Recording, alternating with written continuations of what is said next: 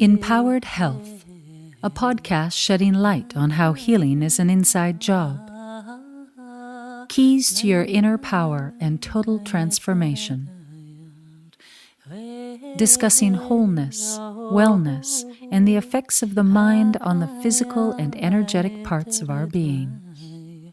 A podcast to support you, moving from fear and pain into wellness and purpose. Belief, hope, connection, energetic keystones for transformation and inner power. Sacred knowledge that inspires us to look within, to find our own unique path. Empowered Health, release and rewire to become what you truly are, strong, whole, and empowered.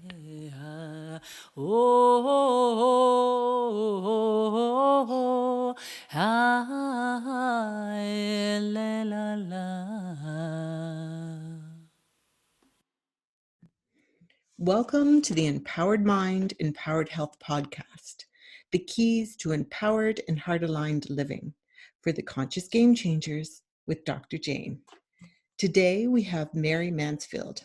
Mary graduated with a doctorate of pharmacy from the University of Buffalo in 2008.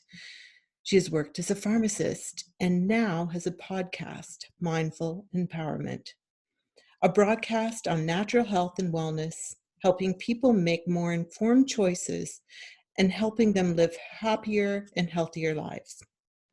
Mary, you trained and worked as a pharmacist, and now you are helping people make more informed decisions with their health, empowering them. What happened since graduation? Yeah, thanks, Jayne, so much for having me on today. And like you're saying, I got the traditional, pharmacist degree, got a doctorate of pharmacy, graduated in 2008, and I took what most the pharmacy students did that I graduated with, went right into working in like the retail, or some people call it community pharmacy, that drugstore on the corner, and I did that. And in doing that, it was kind of a gradual process that I learned that, okay, this isn't exactly what I thought I was getting into. I wanted to, like most people, I think, are genuine, whether you're a doctor, a pharmacist, or a nurse, and you go to school and you have good intent and you think, great, I have this opportunity to help people be healthier. That's awesome. And then, you get really pumped up, excited about it. And then for me, then working as a pharmacist, I'm, they're handing out the drugs at the counter, and I'm not really having a lot of time to talk with any of the patients about what's really else is going on in your life, or what might be the cause of some of these things. And, it's just, kind of like a factory, almost like a machine. You got to get out all these prescriptions. And I see people coming in, week after week. Some of them are addicted to pain medications, or other things, and they're not sleeping. And some of them do want to talk, and you want to have time to help, to talk with them. But then it's always, kind of a rush to try to, get back, and you got to fill your numbers. So that's just like kind of a small piece of it, but it made me like think more about, okay, what really is the root cause of the problem, and are these medications always the best answer that is really addressing the underlying issues, or am I just seeing the same patients coming in? Now they had a side effect to the first drug they tried, so now maybe their provider phoned in another prescription. Now they have the second one, and it didn't actually seem like it was helping the first one. So that's just a little bit of that piece of it. And then also getting into some of the vaccinations. As when I graduated, some of the states were allowing pharmacists to vaccinate, and that was kind of a big push that more and more states were allowing that. So that was something that I did, was vaccinate for the influenza and the pneumonia vaccine. And then I started doing some of my own research and looking at some of the studies on how effective is this, and what side effects might people be getting, and oh, I didn't know that the companies were exempt from liability from this. And, is this something that I really want to be a part of? Do I really feel, morally good about only offering one side? Because I knew I couldn't, say, hey, look at, to someone who comes in to get their flu shot. I can't say, oh, look at this other, study. I want you to make an informed choice, and, if you want to get it, you get it, but I just want to make sure you're aware of this is what the efficacy is, and this is some of the side effects. And I just, I knew I wouldn't keep my job if I, kept doing that. And so I ended up, those were some, the reasons I changed from working at kind of the retail pharmacy, and I moved in working at a hospital pharmacy, because where I was then, I wasn't, involved in directly, giving some of the vaccines. And I was still part of the system, but I felt better about it, at that point, in my, conscious.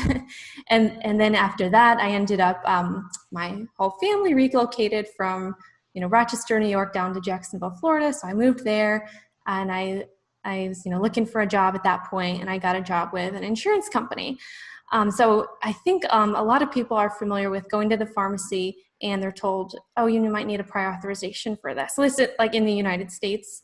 I'm sure it's, different, but that's how it is, here with the insurance company. If it's not in the formulary, you have to get a prior authorization. So I was working for an insurance company then, in an office setting where I would review the cases.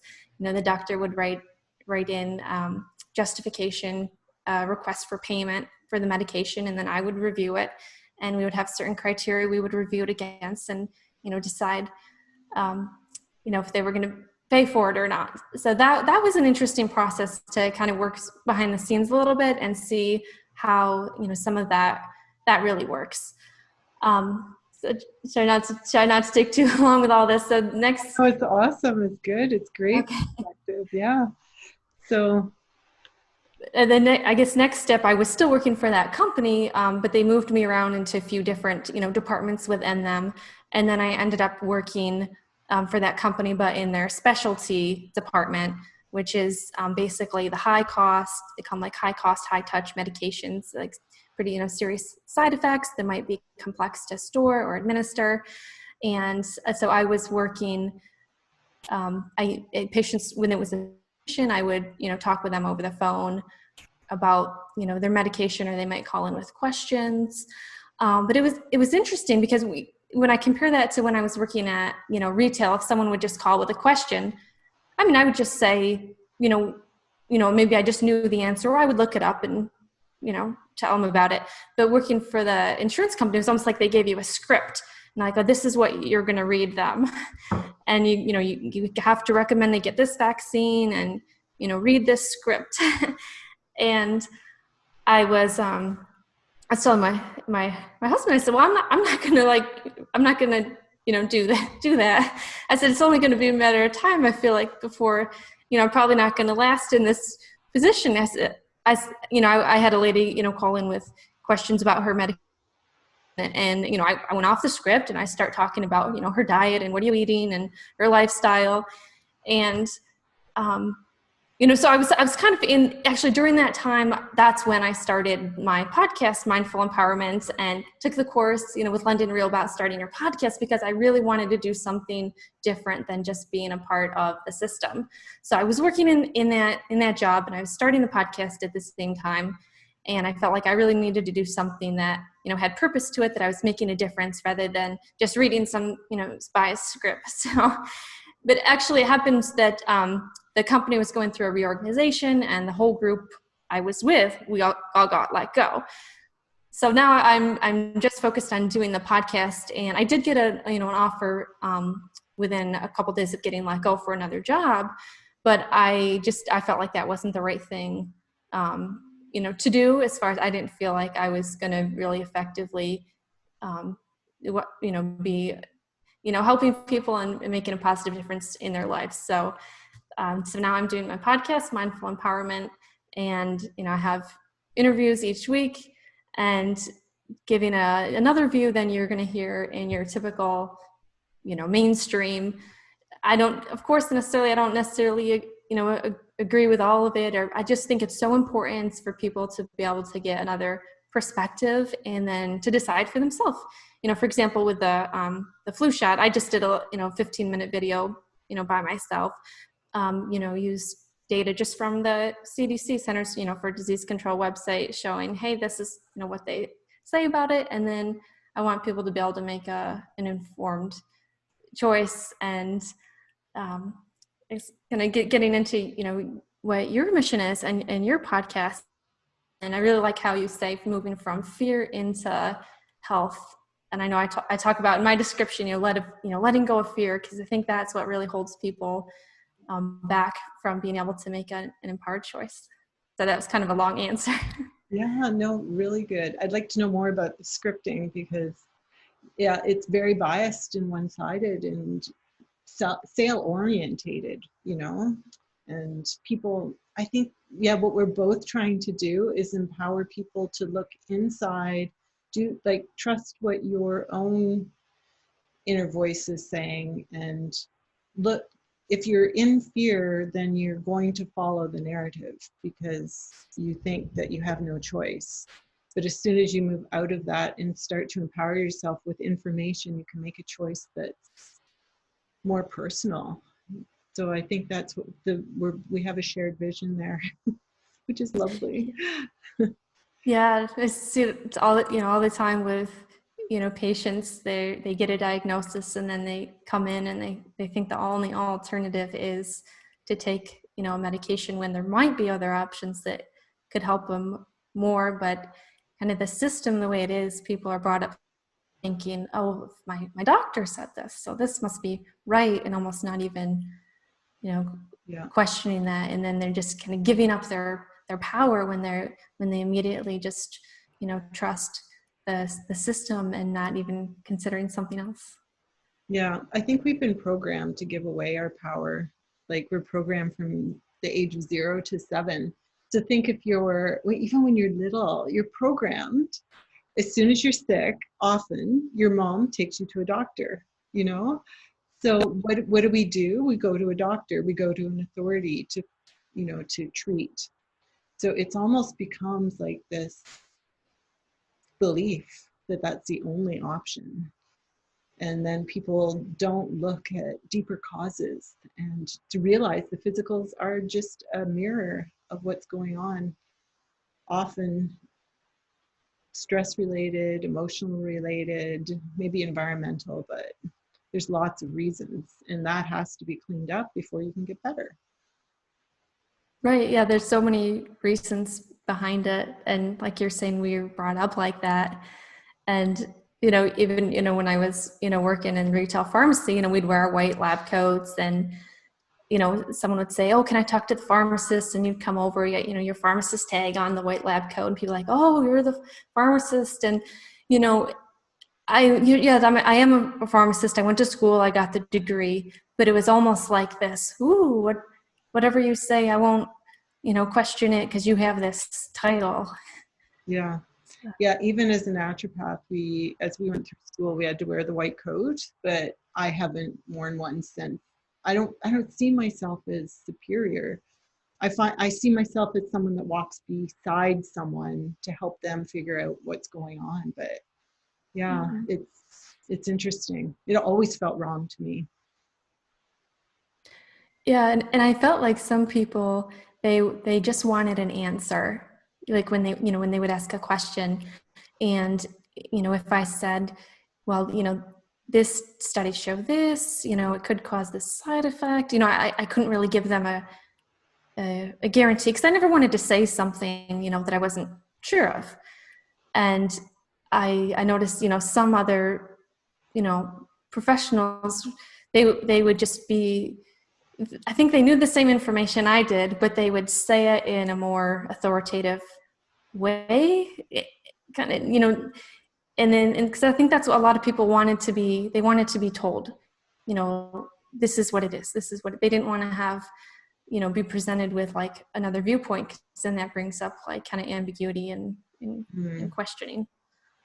Yeah, and a lot of people are looking for the magic bullet, and often it's sold like that, that work won't be involved. You just take a pill and you're better magically or for a Yes. period of time. But yeah, side effects aren't something that is discussed that often, eh? Yeah, yeah, people want the magic pill, whatever it is, diet, lose sleep, stress.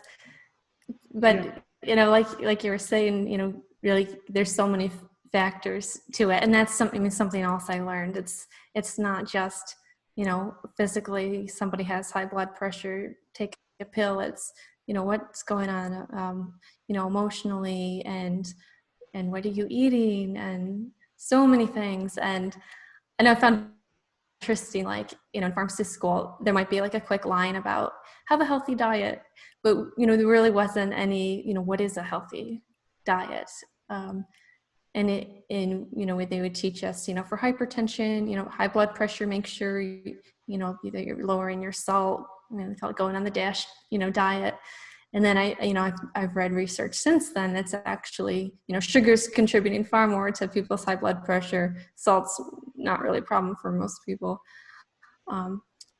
Just one example, but getting at, there's so many other factors to really consider if you're trying to help someone to be healthy, other than just take a pill. Yeah, and it's all about balance. Salt is needed, and so yeah, it's about balance. So what did along that, in that time, you must have transformed a bit yourself, doing things to look after yourself, and you must have come to this realization, by discovering those things as well. What happened that way? Yeah, I guess a few different things. One thing was I started practicing yoga, and I guess we could look at that in different ways. Like, one might just be the exercise component, but another, what I'm getting at is beyond that kind of. That's when I started being aware of meditating and practicing yoga, meditate, going through the postures, being more aware, more mindful, more conscious of of your thoughts, rather than just kind of going day to day doing the same thing. So the yoga practice is something that helps help me kind of in some of those ways. And then I became more aware too of what is really the food I'm eating, healthy eating. Like, oh, okay, it is important to eat the organic foods. I don't want things that are genetically modified or have pesticides on them. So then I made changes to my diet. The incorporating yoga into my life, that was definitely a change there. And being more, I think, more mindful as far as how I'm, what am I doing with spending my time. It's it was I guess it was a big deal, I guess, getting whatever degree you have. So I got my degree, worked hard at it. It took a lot of nights I was in the libraries, studying and stuff. But I had that end goal in mind of getting the degree. So I got that, and then great, high income, working as a pharmacist. But then it's like, okay, well, now what? Making money. Okay, what? I'm having fun. I was living in California by the beach. Okay, this is cool. But then and then that's what kind of when I started practicing yoga at that time, and kind of being more or learning more, I guess you might say, about other sides to the pharmaceutical industry. Yeah, and when you become aware of it, it's hard not to change, or especially if you're in it for the right reasons, which is to help people. Yeah. So I knew I had to change something. Yeah. Yeah. So meditation is interesting. Like, often people have difficulty with it because they can't slow down their brain, or there's all these thoughts. It's hard to stop thinking, but that's almost the point of it at first, is to even be aware of the thoughts that you're having, isn't it? What was your process like? Yeah, I think being aware of the thoughts you're having, and just taking time to stop, maybe thinking about 20 things at once, which I know, when I'm working in the pharmacy, I'm being told, okay, this person at the counter needs this. I got this phone call. I'm trying to fill this prescription. And, most people just in their everyday life are constantly being bombarded by so many things at one time. So then to take time to just stop and just, focus your attention on one thing, and then, then your attention might, drift off, but that's okay. It's just the process of just kind of bringing it back. And I got so much more, I guess I might say like energy, or kind of sense of like calm and clarity and focus. And it's interesting. I have some people who tell me, oh, yoga is not my thing. Meditation's not my thing. I can't be still. I just have to keep, moving or keep going. But I think that's almost the one of the points of it. It is hard, and sure, your mind wanders to something else, but it's just that process of taking that time, and then you get the benefit out of it.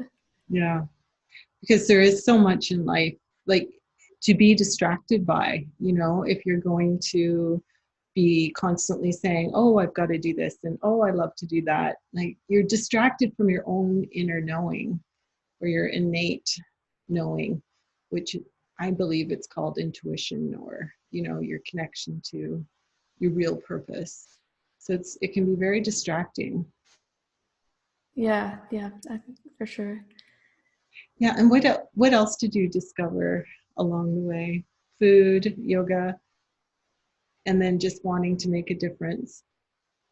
Yeah, and being more mindful. I guess that, ties in a little with what we were saying with the meditation, just kind of that, that awareness of, rather than just kind of being in the, program of, wake you up and, check my email or do this and watch this show. Like when I get up in the morning, I make a point, I don't even look at my phone. I don't look at my email, for like, half hour, I'll get up and do some, yoga or meditation or something first to kind of get my mindset right for the day. That's a great practice. And what is mindset? We say it, what is it to you, that shift that happens? I think it's like a focus and, like an awareness. And then whatever happens that day, might be a stressful situation, whatever else is kind of going on, I, help to have more kind of, peace and tranquility, like, in me. And then I can approach those situations better, or I'm gonna, respond rather than, react. Like you go through the day and you have whatever feelings you have, but then rather than just immediately taking action, just kind of being aware of that and kind of deciding, all right, what am I, going to do, or I'm going to say in a more thoughtful manner. Yeah. I had an example of that yesterday. I was very centered yesterday, and at 3 p.m. I took my daughter to a friend's, and on the way back, my car stopped at a really busy intersection. And like a lot of times I'd go into a bit of a panic, and that would, ruin my day. And I actually had to get a tow truck, have it towed, get a ride home, and it almost didn't affect me. I'm still in marvel of that. And then I got home, and we have horses, and I had to feed them, and one of them was sick, and that's usually a pretty big deal. Like, he wasn't eating, and it means colic, and it could unravel into something pretty serious. And I handled that really well. And then I got a phone call that my dad wasn't doing that well.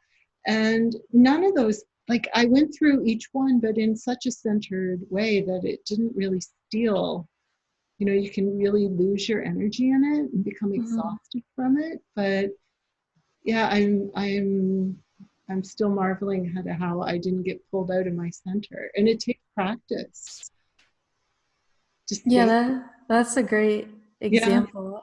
Because we can, like, I think, every day we wake up with, so much, energy, whether, physical energy or just emotional energy too. And then we don't want to start, wasting it or, using it on things that, aren't beneficial for us. Yeah, and I also study the unconscious mind and how we can get suddenly triggered. We can be in this very balanced state, but then something will happen in our environment that triggers us into a state of stress, and, so quickly and easily. And I'm aware, like mindfully aware, that that can happen.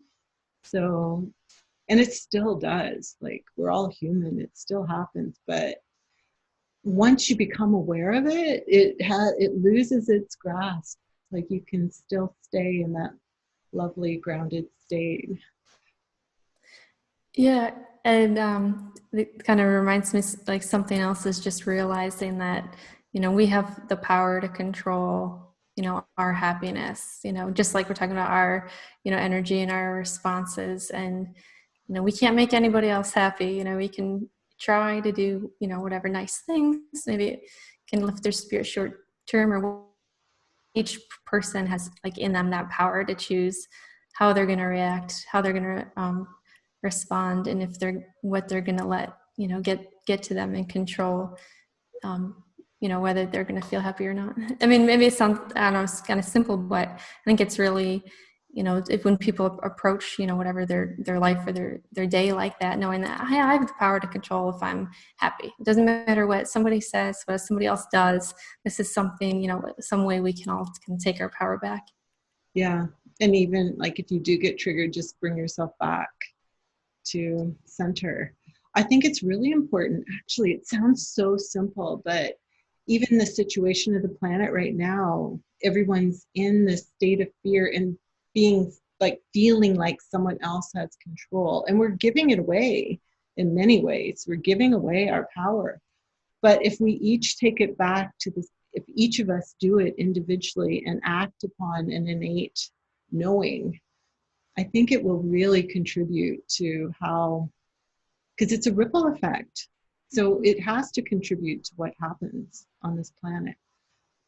So it's Yeah. really, Yeah, definitely. Each of us kind of making that change, and then influencing maybe whatever small circle of people around us, or just us having that change.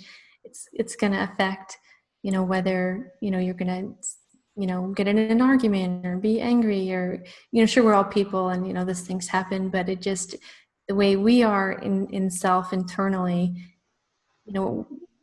is going to affect like those things, the conversations we have and what we put out there.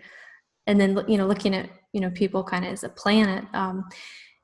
Something that I hear a lot is people saying, oh, I'm offended, or I might see on TV, oh, a neighbor complained about someone else because they put this on their house and they were offended. And to me, I feel like when we do that, we're giving up our power when we say we were offended. I think if there's something going on, one person to another, they can privately go and talk to them and say, hey, I think whatever about this, and I want to share it with you, rather than kind of broadcasting, oh, I'm offended. It's almost like a way, I feel, of calling attention to try to make someone look like they have the moral high ground, and look at me and my character because I'm offended because of this. So I see it as kind of giving up our power when we kind of broadcast it out like that. yeah. And using power over someone else, which is, equally wrong in many ways. Like you say, you should, what is like saying you're offended? It's to stop the other person, right? In a way you want to shame and stop them from doing whatever they're doing that's offending you. Mm-hmm. So, yeah, it's interesting. Yeah. Yeah. So what else? What other nuggets do you have to share with us today? What if someone was on a number of pharmaceuticals? What advice would you give them? I think that I would love for them to be, open-minded and want to say, oh, is there any other alternatives, I could take? And a lot of times it just starts with looking at, the diet and the lifestyle and just making some small changes. And then, maybe there are, if someone's on 10 drugs, okay, maybe, a few of these, you can change your diet your lifestyle, and then kind of get off of those or try something else. Actually, we're talking about meditation, but meditation really helps to, there's studies that show it, benefiting people who feel depressed or anxious, and there's other things like that people could do. So I would love to kind of help in that process of showing some other options, and kind of doing just some small things, but that over time can make a big difference, like with exercise and what you're eating. Yeah. And it doesn't have to be going off all of them all at once, or it's taking back your power and taking responsibility for your own health, and then just seeing where that leads, like maybe, like you say, your doctor would allow you to go off of some, and then as you get better and better, you can go off of more. But I never say to go off of them initially. Everything else has to happen first. Mm-hmm. That, what you're saying? Yes. Yeah. Yeah. And people could, contact, me directly, any of your, listeners that would want, and I could, take a look at their, medical history and what they're taking, and, give some, recommendations too. Right. Because you understand pharmaceuticals from both sides. So that's really valuable. So how do people reach out to you? I'm on YouTube. The channel is Mindful Empowerment, and that's the name also of the podcast on Spotify or Apple Podcast, or on Facebook at Mary Elizabeth Mansfield, or they could email me at drmaryelizabeth@gmail. So any of those things. Yeah. Okay. I'll add that into the description. Cool. Thank you so much, Mary, for sharing this with us today. And for everyone out there, don't give away your power to anyone else. Just go be you and be the wave.